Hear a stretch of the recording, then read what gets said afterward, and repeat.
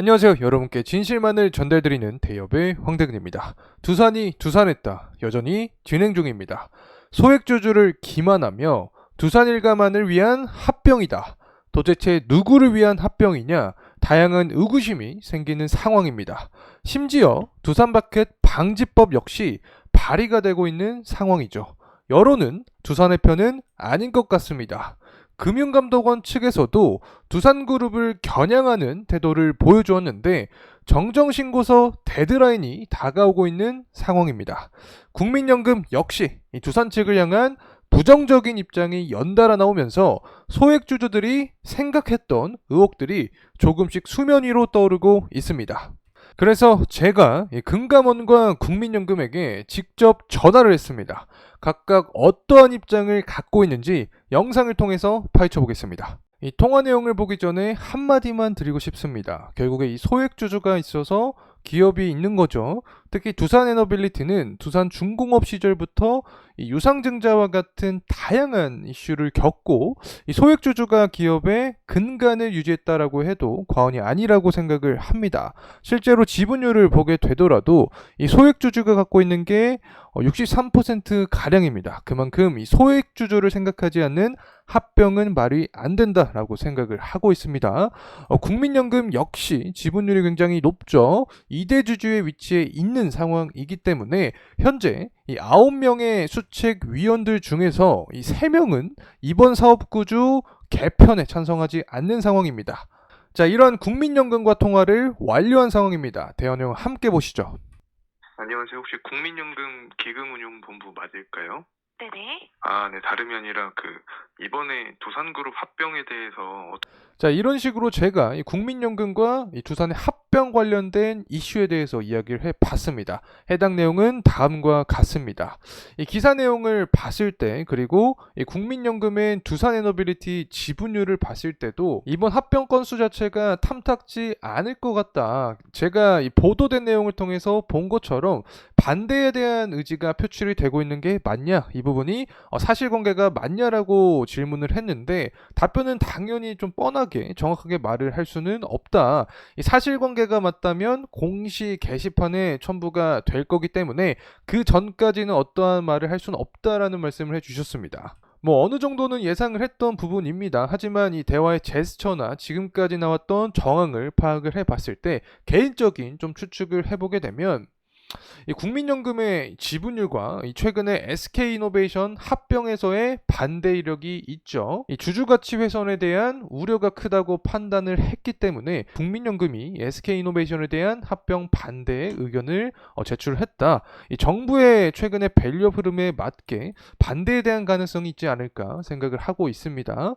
현재 여론은 두산의 편은 아니기 때문에 이쪽에 대한 방향성이 조금 더 맞지 않나 개인적인 말씀을 드리고 싶습니다. 자, 그리고 나서 이 주식 매수 청구권에 대한 변수도 우리가 체크를 해볼 필요가 있습니다. 이 두산 에너빌리티 같은 경우에는 국민연금만 이 주식 매수 청구권을 행사를 해도 규모 자체가 9,300억 가량이 됩니다. 이 두산이 제시한 한도가 얼마였죠? 바로 6천억이었습니다. 6천억을 훨씬 넘는 수치가 되는 상황이다. 이 두산이 사들여야 되는 주식 매수 규모 자체가 9천억이 넘게 되고 소액주주도 이 주식 매수 청구권을 행사할 수 있죠. 때문에 사실상 두산그룹의 합병 계획은 무산될 가능성이 존재한다라는 점 말씀을 드리고 싶습니다. 이 두산그룹 합병에 대해서 정말 다양한 의견이 존재를 하고 있습니다. 만약에 반대를 원하시는 분들은 해당 목소리를 좀 제대로 표출을 해주셔야 이 부분이 실현이 될 가능성이 존재한다는 점 말씀을 드립니다. 자, 다음은 이 금융감독원입니다. 두산 사업구조 개편 이 발표 이후에 의심이 되는 행적들이 나타나서인지 증권신고서 2차 정정 요구를 낸 상황입니다. 실제로 이번 합병의 이 최대 수혜가 어딘가를 생각을 해보면 두산 밥켓의 지분율을 자연스럽게 늘릴 수 있는 두산이 최대 수혜로 떠오를 수 있기 때문에 금융감독원도 이러한 제스처를 보여주지 않나 생각을 하고 있습니다. 실제로 주식 교환 비율을 다시 한번 체크를 해보게 되면 로보틱스와 비교를 했을 때 에너빌리티든 밥캣이든 모두 저평가된 부분이 분명히 존재한다라고 개인적으로도 생각을 하고 있기 때문에 소액주주분들 역시 관련된 어떤 분노 같은 부분도 제가 이해를 한다는 점 말씀을 드리고 싶습니다. 자, 어쨌든 현재 이 증권신고서 제출 마지노선 기간이 다가오고 있는 상황이기 때문에 제가 직접 이 금융감독원에게 통화를 시도해봤습니다. 해당 내용 함께 보시죠. 두산 합병 관련해서 뭐 금융감독원에서 반대에 대한 목소리. 자, 이런 식으로 제가 직접 금융감독원 담당자와 통화를 해봤습니다. 해당 내용에 대한 부분 함께 보시죠. 이 두산 합병 관련한 이슈 때문에 연락을 드린 상태인데 현재 정부의 방향성을 보게 됐을 때 기업의 밸류업을 위해서 노력을 하고 있는 상태다.